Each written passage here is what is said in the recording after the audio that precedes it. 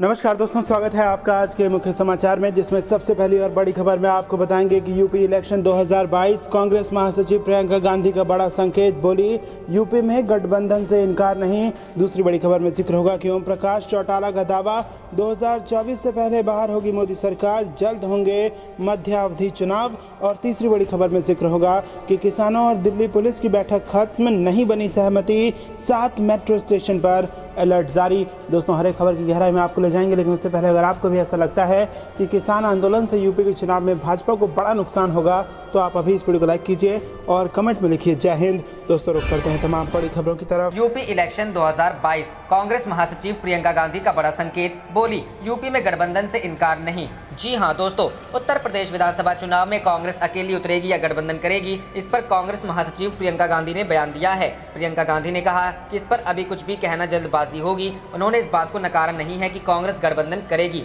प्रियंका गांधी ने कहा कि आगे की परिस्थितियों को देखकर फैसला लिया जाएगा। उत्तर प्रदेश विधानसभा चुनाव के लिए गठबंधन पर सवाल के जवाब में प्रियंका गांधी ने कहा, आगामी चुनावों को लेकर हमारी सोच व्यापक है, वैसे अभी कुछ कहना जल्दबाजी होगी। इस चुनाव में हम गठबंधन करेंगे या नहीं, मैं इस बात को खारिज नहीं कर रही हूं, पर अभी कुछ कहना जल्दबाजी होगी। प्रियंका गांधी ने कहा कि आगे की परिस्थितियों के हिसाब से कांग्रेस अपनी रणनीति तय करेगी। कांग्रेस महासचिव ने कहा, हम ऐसा कुछ भी नहीं करेंगे जिससे हमारे संगठन और पार्टी हित को चोट पहुंचे। प्रियंका ने कहा कि यूपी में उनके पास मजबूत संगठन है, जिसे हर स्तर पर और मजबूत किया जा रहा है। बता दें कि ऐसी खबरें हैं कि उत्तर प्रदेश में कांग्रेस गठबंधन की संभावनाएं तलाश रही है। इसमें समाजवादी पार्टी के साथ साथ अन्य छोटे दलों के विकल्पों पर भी विचार किया जा रहा है। यह भी कहा जा रहा है कि कांग्रेस को ऐसा गठबंधन करने की सलाह राजनीतिक सलाहकार प्रशांत किशोर ने दी है। साल 2017 के विधानसभा चुनाव में समाजवादी पार्टी और कांग्रेस ने गठबंधन किया था। इसमें इस गठबंधन के हिस्से सिर्फ 54 सीट आई थी। रुख करते हैं अगली खबर की तरफ। ओम प्रकाश चौटाला का दावा, 2024 से पहले बाहर होगी मोदी सरकार, जल्द होंगे मध्यावधि चुनाव।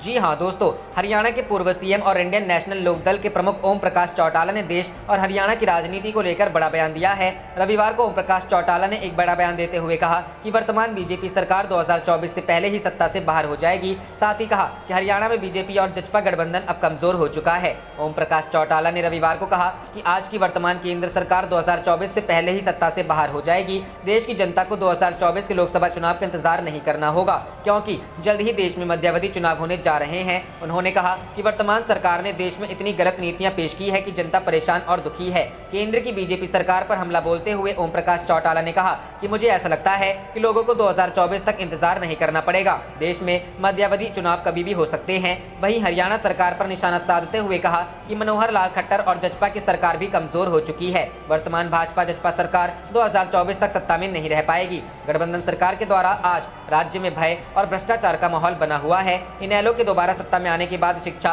स्वास्थ्य, रोजगार के लिए सरकार की नीति बनेगी। अन्य पार्टियों में टिकट पैसे में मिलते हैं, जबकि इनेलो टिकट द्वारा बांटी जाती है। इनेलो पार्टी अपने उम्मीदवारों से पैसे नहीं लेती, बल्कि उनकी मदद करती है। यही हमारी पार्टी की पहचान है। रुख करते हैं अगली खबर की तरफ। किसानों और दिल्ली पुलिस की बैठक खत्म, नहीं बनी सहमति, 7 मेट्रो स्टेशनों पर अलर्ट जारी। जी हां दोस्तों, किसानों ने सरकार तक अपनी बात पहुंचाने को लेकर किसान संगठनों ने काले कानूनों को रद्द करने की मांग को लेकर 22 जुलाई को संसद का घेराव करने का ऐलान किया है। हालांकि दिल्ली पुलिस इस बात की इजाजत नहीं दे रही है। इस संबंध में आज दिल्ली पुलिस और किसान नेताओं के बीच बैठक हुई। ये बैठक सिंघू बॉर्डर के पास मंत्रम बैंक्वेट हॉल में हुई। इस दौरान ज्वाइंट सीपी और डीसीपी स्तर के अधिकारी मौजूद हैं। वहीं किसानों की ओर से बैठक में 9 सदस्यों का प्रतिनिधिमंडल मौजूद रहे। पुलिस नहीं चाहती कि किसान संसद के सामने धरना प्रदर्शन करे। इस सिलसिले में दिल्ली के 7 मेट्रो स्टेशन को अलर्ट पर रखा गया, ताकि जरूरत पड़ने पर कभी इन स्टेशनों को बंद करवाया जा सके। इसके लिए दिल्ली पुलिस ने डीएमआरसी को पत्र लिखकर कहा है कि मानसून सत्र में किसानों ने संसद के घेराव का ऐलान किया है।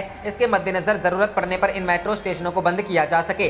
पत्र में जनपद, लोक कल्याण मार्ग, पटेल चौक, राजीव चौक, केंद्रीय सचिवालय, मंडी हाउस और उद्योग भवन को अलर्ट पर रखने की बात कही है। दिल्ली के बॉर्डर पर नए कृषि कानूनों को रद्द करने की मांग को लेकर किसान अभी भी केंद्र के खिलाफ आंदोलन कर रहे हैं। वहीं मानसून सत्र के दौरान संसद के किसानों के कार्यक्रम को लेकर दिल्ली पुलिस और प्रदर्शनकारियों के बीच आज बैठक होने वाले हैं। संयुक्त किसान मोर्चा ने कहा कि मानसून सत्र के दौरान प्रतिदिन करीब 200 किसान संसद के बाहर धरना प्रदर्शन करेंगे। भारतीय किसान यूनियन के राष्ट्रीय प्रवक्ता राकेश टिकैत ने कहा कि आज दिल्ली पुलिस के अधिकारियों के साथ बैठक है। बैठक में 22 जुलाई के कार्यक्रम की चर्चा होगी। 22 जुलाई को हमारे 200 लोग संसद जाएंगे। हमने विपक्ष के लोगों से भी कहा है कि वो अपनी बात सदन में उठाएं।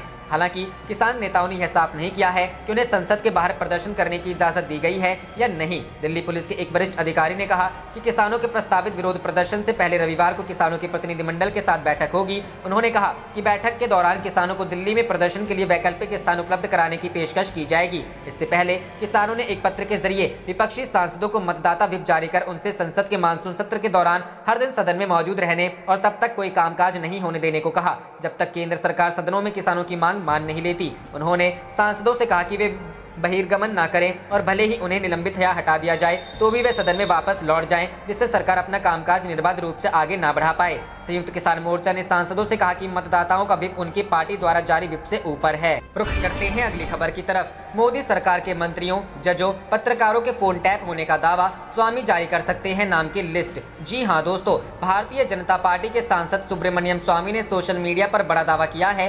स्वामी ने ट्वीट करके लिखा कि काफी मजबूत अफवाह है कि आज शाम को वॉशिंगटन पोस्ट और लंदन गार्जियन एक रिपोर्ट प्रकाशित करने जा रहे हैं जिसमें दावा किया गया है कि मोदी सरकार के कैबिनेट मंत्रियों, आरएसएस के नेताओं और सुप्रीम कोर्ट के जज व पत्रकारों का फोन टैप किया गया है। इसके लिए इजरायल की कंपनी पेगासस को कॉन्ट्रैक्ट दिया गया था। स्वामी ने कहा कि अगर इस खबर की पुष्टि होती है तो मैं ये लिस्ट को साझा करूंगा। स्वामी के ट्वीट के बाद टीएमसी के सांसद डेरेक ओब्रायन ने कहा कि इस फोन टैपिंग में विपक्ष के कई नेता भी निशाने पर हैं। वहीं पी चिदम्बरम के बेटे कार्ति चिदम्बरम ने कहा कि मेरी जानकारी के अनुसार पेगासस का खुलासा काफी बड़ा होने वाला है। वरिष्ठ पत्रकार शीला भट्ट ने भी शनिवार रात को ट्वीट करके इसी तरह का दावा किया था कि भारत सहित दुनिया के अलग अलग देशों से जुड़ी काफी बड़ी खबर ब्रेक होने वाली है।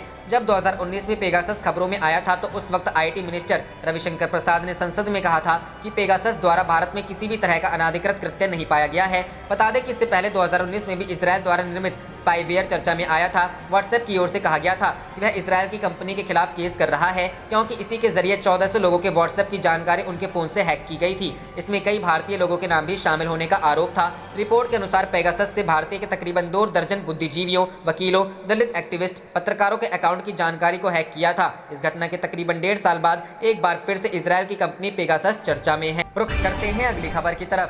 सत्ता की भूख ने लाखों को दाने के लिए तरसा दिया, पीएम मोदी पर राहुल का निशाना। जी हां दोस्तों, राहुल गांधी ने कोरोना संकट के बीच हंगर क्राइसिस को लेकर मोदी सरकार पर हमला बोला है। उन्होंने अपने ट्विटर हैंडल पर लिखा, तुम्हारी सत्ता की भूख ने लाखों लोगों को दाने दाने को तरसा दिया, तुमने लेकिन कुछ ना किया, बस रोज नया जुमला दिया। राहुल गांधी ने एक खबर को टैग करते हुए यह ट्वीट किया है। खबर में लिखा है कि मिडिल क्लास भी राशन की लाइन में लगने को मजबूर हुई। पिछले 8 महीने में 23 करोड़ लोगों की दैनिक आय 375 रुपए से कम हो गई, ऐसा कहा गया है। बता दें, कोरोना संकट के बीच देश में महंगाई नए रिकॉर्ड कायम कर रही है। मई महीने में थोक मूल्य आधारित महंगाई 12.94% की अब तक की रिकॉर्ड ऊंचाई पर पहुंच गई है। इसके पहले अप्रैल महीने में थोक महंगाई 10.49% पर थी। लगातार 2 महीने थोक महंगाई ने 2 अंकों का दायरा पार किया है। सरकार द्वारा जारी आंकड़ों के अनुसार पिछले साल इसी अवधि यानी मई 2020 में थोक महंगाई -30.37% थी। सरकार का कहना है कि लो बेस इफेक्ट और कच्चे तेल, पेट्रोल, डीजल के साथ अन्य खनिज तेल तथा मैन्युफैक्चर्ड वस्तुओं के दाम में आई तेजी की वजह से महंगाई बढ़ी है। इस दौरान दालों में 12.09%, 23.24%, फलों में 20.17%, तिलहन के दाम में 35.94% और कच्चे पेट्रोलियम के दाम में 102.51% की बढ़त हुई है। इस दौरान पेट्रोल के दाम में 62.28%, डीजल में 66.3% और सब्जियों के दाम में 51.71% की जबरदस्त बढ़त हुई है। करते हैं अगली खबर की तरफ। किसान आंदोलन, दिल्ली पुलिस और किसानों की बैठक शुरू, संसद घेराव टालने को लेकर हो रही चर्चा। जी हां दोस्तों, 3 कृषि कानूनों के विरोध में राजधानी की सीमाओं पर आंदोलन कर रहे किसानों ने 22 जुलाई से संसद घेराव का आह्वान किया हुआ है। किसानों के मूड को देखते हुए दिल्ली पुलिस के अधिकारियों की चिंता बढ़ी हुई है। अधिकारी किसानों को मनाने के प्रयास में जुट गए हैं। इसी क्रम में आज किसानों के साथ दिल्ली पुलिस बैठक कर रही है ताकि बातचीत के रास्ते घेराव टल जाए। पुलिस चाहती है किसान संसद के बाहर के बजाय अपना प्रदर्शन कहीं और कर ले, इसके लिए उन्हें मनाने का प्रयास किया जा रहा है। वहीं बैठक शुरू होने से पहले भारतीय किसान यूनियन के नेता राकेश टिकैत ने बताया कि मीटिंग में केवल उन रूटों के बारे में चर्चा होगी जिनके प्रयोग के लिए प्रदर्शनकारियों को अनुमति मिलनी है।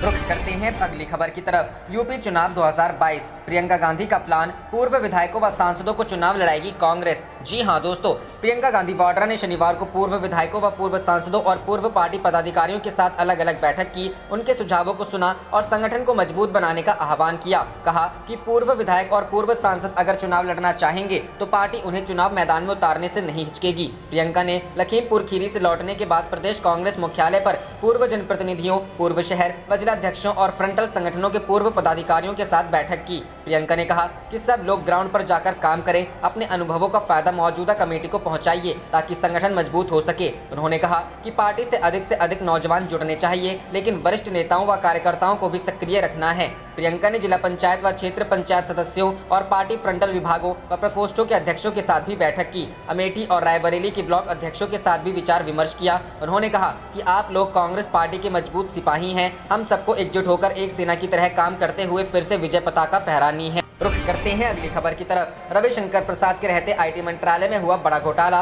कांग्रेस बोली सिर्फ मंत्री पद से हटाना काफी नहीं। जी हां दोस्तों, कांग्रेस ने नियंत्रक एवं महालेखा परीक्षक की एक अंतरिम रिपोर्ट का हवाला देते हुए आरोप लगाया है कि अनियमितता के कारण केंद्रीय इलेक्ट्रॉनिक एवं सूचना प्रौद्योगिकी मंत्रालय का भारत नेट कार्यक्रम तेजी नहीं पकड़ सका। मुख्य विपक्षी पार्टी ने इस मामले में पूर्व आईटी मंत्री रविशंकर प्रसाद की भूमिका की ओर इशारा करते हुए उच्च स्तरीय जांच की मांग की। सरकार की तरफ से कांग्रेस के आरोप है, फिलहाल कोई प्रतिक्रिया नहीं आई है। कांग्रेस के मुख्य प्रवक्ता रणदीप सुरजेवाला ने ट्वीट किया, इलेक्ट्रॉनिक और सूचना प्रौद्योगिकी मंत्रालय पर कैग की रिपोर्ट भारी अनियमितताओं का खुलासा करती है। क्या दूरसंचार विभाग और भारत सरकार ने बिना निविदा के ठेके दिए? क्या बिना किसी औपचारिक करार के करोड़ों रुपए का भुगतान किया जा सकता है? इसके लिए जिम्मेदार कौन है? क्या सूचना प्रौद्योगिकी मंत्री जवाब देंगे? बताया गया है कि सीएजी की रिपोर्ट में बिहार के एक मामले का जिक्र किया गया है, जहां प्राइवेट कंपनी को बिना किसी आधिकारिक समझौते और टेंडर जारी किए बिना काम सौंप दिया गया था। इसका जिक्र करते हुए पार्टी प्रवक्ता पवन खेड़ा ने कहा, कैग की एक अंतरिम रिपोर्ट में यह भी कहा गया है कि जुलाई 2019 से दिसंबर 2020 तक इस मंत्रालय के तहत करोड़ों रुपए फाइबर केबल के रखरखाव और परिचालन के लिए सीएससी कॉमन सर्विस सेंटर को दिए गए। उनके मुताबिक यूनिवर्सल सर्विस ऑब्लिगेशन फंड में सभी निजी कंपनियों को योगदान देना होता है। कैग कहता है कि यूएसओएफ सीएससी पर भारत नेट के काम में विलंब के लिए जुर्माना नहीं लगा सका। सेवा से जुड़े करार के अभाव और गड़बड़ी को दूर करने के लिए समय सीमा तय नहीं होने के चलते सीएससी के लिए कोई प्रतिरोध नहीं था। उन्होंने आरोप लगाया कि दूरसंचार विभाग सीएससी एसपीवी और अपनी पूर्ण स्वामित्व वाली इकाई सीएससी वाईफाई चौपाल सर्विसेज इंडिया प्राइवेट लिमिटेड के माध्यम से निजी क्षेत्र की कंपनियों को परोक्ष रूप से ठेके दे रहा था। खेड़ा ने आश्चर्य जताते हुए कहा कि एक निजी संस्था तो न सिर्फ सरकारी परिसरों से काम कर रही थी, बल्कि अशोक स्तंभ का इस्तेमाल भी कर रही थी, जिससे यह प्रभाव जाए जैसे वह कोई सरकारी कंपनी है। उन्होंने दावा किया कि इस माध्यम से करोड़ों रुपए का गबन किया गया। खेड़ा ने सवाल किया, प्रधानमंत्री को बताना चाहिए कि क्या सिर्फ एक कैबिनेट मंत्री का इस्तीफा लेना पर्याप्त है? भाजपा और सीएससी एसपीवी के बीच क्या संबंध है? आखिर कैसे कोई निजी कंपनी अशोक स्तंभ का इस्तेमाल कर रही थी और अभी कितनी कंपनियां ऐसा कर रही हैं? उन्होंने कहा कि टेलीकॉम मंत्रालय में चल रहे इस तरह के घोटालों की उच्च स्तरीय और स्वतंत्र जांच। रुख करते हैं अगली खबर की तरफ। तेजस्वी यादव ने महंगाई को लेकर केंद्र के खिलाफ खोला मोर्चा, कहा आज और कल सभी जिलों में होगा प्रदर्शन।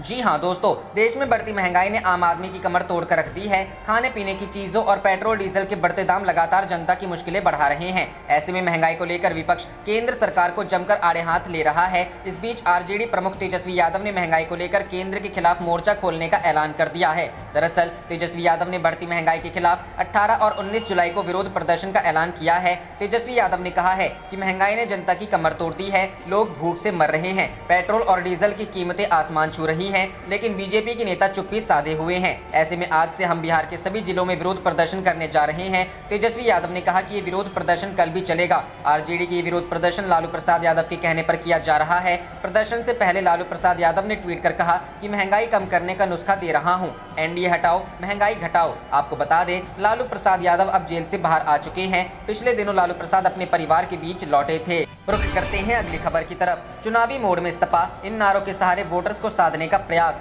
काम बोलता है पर रहेगा जोर। जी हां दोस्तों, समाजवादी पार्टी उत्तर प्रदेश में 2022 के विधानसभा चुनाव के लिए अपने लोकप्रिय नारे काम बोलता है के नारे के साथ फिर से चुनाव मैदान में उतरेगी। सपा अध्यक्ष अखिलेश यादव लगातार अपनी सरकार की उपलब्धियों के बारे में ट्वीट करते रहे हैं और यह भी बताते रहे हैं कि योगी आदित्यनाथ सरकार की अधिकांश उपलब्धियां वास्तव में उनके शासन में शुरू की गई थी। पार्टी अब सपा सरकार द्वारा किए गए कार्यों की तुलना भाजपा सरकार द्वारा किए गए कार्यों से करेगी। पार्टी जाति के मुद्दों को खुले तौर पर संबोधित नहीं करना चाहती है और मतदाताओं का ध्यान अपने पिछले प्रदर्शन की ओर खींचने की कोशिश करेगी। पार्टी के एक पदाधिकारी ने कहा, हम अपने काम को बताएंगे, कोई बयानबाजी नहीं होगी, बस साधारण तथ्य सामने लाएंगे। उदाहरण के लिए, जब केंद्रीय मंत्रिमंडल ने कुशीनगर हवाई अड्डे के लिए अंतर्राष्ट्रीय दर्जा को मंजूरी दी थी तो अखिलेश ने ट्वीट किया था, एसपी लोगों के लिए काम करती है, जिन्होंने सपा सरकार के कार्यकाल के दौरान कुशीनगर हवाई अड्डे की पहल की थी, उन्हें शुभकामनाएं। मेरठ, मुरादाबाद में सपा सरकार के लंबित हवाई अड्डा परियोजनाओं को भी मंजूरी दें। इससे पहले उन्होंने गाजियाबाद दिल्ली एलिवेटेड रोड के एक वीडियो को काम बोलता है के रूप में टैग किया था और साथ ही Jayaprakash Narayan international centre JNPIC की एक तस्वीर को भी टैग किया था, जिसका निर्माण योगी शासन में रुका हुआ है। अखिलेश ने कहा, क्या भाजपा हमें बता सकती है कि उन्होंने अपने दम पर किन परियोजनाओं को पूरा किया है? उनकी प्रमुख उपलब्धियां क्या है? असमंजस्य और नफरत फैलाने के अलावा कुछ काम नहीं करती है। हमारे पास आम आदमी के लाभ के लिए एक्सप्रेसवे, मेट्रो और कई अन्य परियोजनाएं थी। सपा ने 2017 के विधानसभा चुनाव से पहले अपने अभियान की शुरुआत काम बोलता है के नारे से की थी। हालांकि जब विधानसभा चुनाव से ठीक पहले सपा कांग्रेस गठबंधन बना था तो नारा बदलकर यूपी को ये साथ पसंद है और पोस्टरों में अखिलेश यादव और राहुल गांधी को हाथ पकड़े हुए दिखाया गया था। 2019 के लोकसभा चुनावों में भी सपा को यह नारा छोड़ना पड़ा जब उसने बहुजन समाज पार्टी के साथ गठबंधन किया और उसे अपमानजनक हार का सामना करना पड़ा।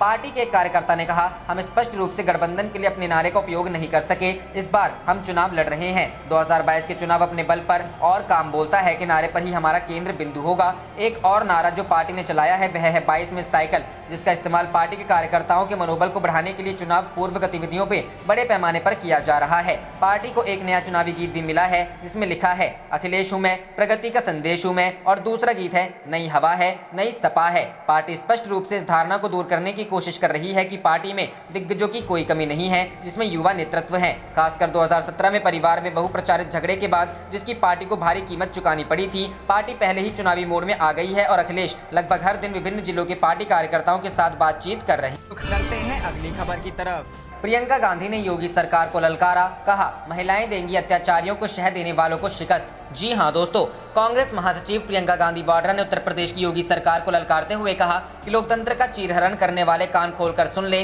कि महिलाएं प्रधान, ब्लॉक प्रमुख, विधायक, सांसद, मुख्यमंत्री, प्रधानमंत्री बनेंगी और उन पर अत्याचार करने वालों को शह देने वाली सरकार को शिकस्त देंगी। यूपी के 3 दिवसीय दौरे के दूसरे दिन शनिवार को वाड्रा लखनऊ से सड़क मार्ग से लखीमपुर खीरी में पसगवां ब्लॉक के सेमरा घाट पहुंची और ब्लॉक प्रमुख चुनाव में नामांकन के दौरान हिंसा और उत्पीड़न की शिकार महिलाओं से मिली। इस मौके पर पार्टी के प्रदेश अध्यक्ष अजय कुमार लल्लू, राष्ट्रीय सचिव धीरज गुर्जर, राधना मिश्र मोना, दीपक सिंह समेत अन्य नेता मौजूद थे। कांग्रेस महासचिव ने कहा कि रितु सिंह और अनीता यादव पर भाजपा के गुंडों ने हमला किया। उन्होंने कहा, लोकतंत्र का चीरहरण करने वाले भाजपा के गुंडे कान खोलकर सुन ले, महिलाएं प्रधान, ब्लॉक प्रमुख, विधायक, सांसद, मुख्यमंत्री, प्रधानमंत्री बनेंगी और उन पर अत्याचार कर सरकार को शिकस्त देंगी। उन्होंने कहा, पंचायत चुनाव में भाजपा द्वारा की गई हिंसा की शिकार अपनी सभी बहनों, नागरिकों के न्याय के लिए मैं राज्य चुनाव आयोग को पत्र लिखूंगी। गौरतलब है कि उत्तर प्रदेश में अगले साल होने वाले विधानसभा चुनाव की तैयारियों की समीक्षा और कार्यकर्ताओं में उत्साह पैदा करने के इरादे से वाड्रा शुक्रवार को 3 दिवसीय दौरे पर लखनऊ पहुंची थी। हवाई अड्डे से वह हजरतगंज क्षेत्र में स्थित गांधी प्रतिमा स्थल पहुंची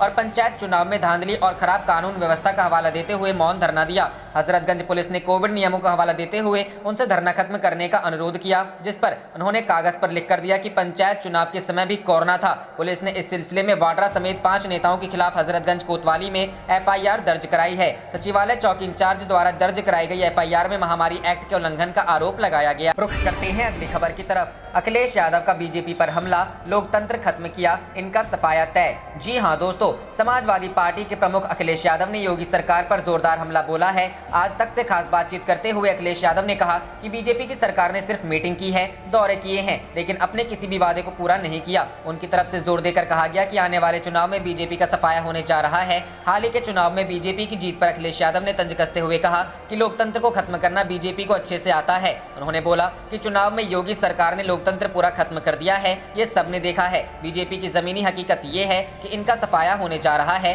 बीजेपी ने अपना ही संकल्प पत्र पूरा नहीं किया, एक भी वादा पूरा नहीं किया। मीटिंग के बाद मीटिंग हो रही है, बस काम के नाम पर कुछ नहीं हुआ है। जनता जवाब देगी। अखिलेश यादव ने बीजेपी पर तो हमला किया ही, इसके अलावा अपनी चुनावी रणनीति पर भी विस्तार से चर्चा की। उन्होंने साफ कर दिया कि यूपी चुनाव में उनकी पार्टी किसी भी बड़े दल के साथ गठबंधन नहीं करने जा रही है। इसके बजाय वे छोटे दलों संग तालमेल बैठाने की कोशिश करेंगे। इस बारे में वे कहते हैं कि बड़े दलों के साथ अनुभव ठीक नहीं रहा है, छोटे दलों के साथ जा सकते हैं, राजभर के साथ भी देख सकते हैं। अखिलेश से जब पूछा गया अगर वे चुनाव में आम आदमी पार्टी संग गठबंधन कर सकते हैं, इस पर उनकी तरफ से कोई सीधा जवाब नहीं मिला। उन्होंने सिर्फ यही कहा कि छोटे दलों संग गठबंधन बनाया जा सकता है। अखिलेश यादव ने ब्लॉक प्रमुख चुनाव में हुई हिंसा पर भी नाराजगी जाहिर की। अनीता यादव संग जो बदसलूकी की गई थी उस पर उन्होंने कहा कि महिला को न्याय मिलना चाहिए और सभी दोषियों के खिलाफ कड़ी कार्रवाई होनी चाहिए। वहीं क्योंकि यूपी कांग्रेस महासचिव प्रियंका गांधी ने भी अनीता यादव से मुलाकात की है, इस पर अखिलेश ने कहा कि जो भी उनके साथ खड़ा होता है उनका स्वागत होना चाहिए। सपा प्रमुख को पूरा विश्वास है कि आने वाले विधानसभा चुनाव में जनता बीजेपी को करारा जवाब देने जा रही है। वे तर्क देते हैं कि योगी राज में महंगाई बढ़ गई है, किसान परेशान हैं और शिक्षा व्यवस्था चौपट हो गई है। ऐसे में बीजेपी का सफाया होना तय। रुख करते हैं अगली खबर की तरफ। आप और चाचा शिवपाल के साथ तालमेल को तैयार हैं अखिलेश यादव। जी हां दोस्तों, समाजवादी पार्टी अगले साल होने वाले विधानसभा चुनाव में आम आदमी पार्टी के साथ ही शिवपाल सिंह यादव की पार्टी के साथ तालमेल करने के लिए तैयार हैं। सपा प्रमुख और उत्तर प्रदेश के पूर्व मुख्यमंत्री अखिलेश यादव ने बीबीसी के साथ खास बातचीत में ये भी संकेत दिया है कि वे किसानों के लिए मुफ्त बिजली जैसी योजना ला सकते हैं। अखिलेश यादव का दावा है कि असदुद्दीन ओवैसी की ऑल इंडिया मजलिस-ए-इत्तेहादुल मुस्लिमीन के उत्तर प्रदेश में चुनाव लड़ने की योजना से उनके अल्पसंख्यक वोटों पर फर्क नहीं पड़ेगा। मौजूदा भाजपा सरकार को नाकाम बताते हुए उन्होंने ये भी कहा कि आज उत्तर प्रदेश में कांग्रेस के पास अपना कोई ऐसा वोट नहीं है जिसके सहारे वो यहाँ एक मजबूत ताकत के रूप में उभर सके। आप देख रहे थे आपका अपना चैनल जय हिंद जय भारत।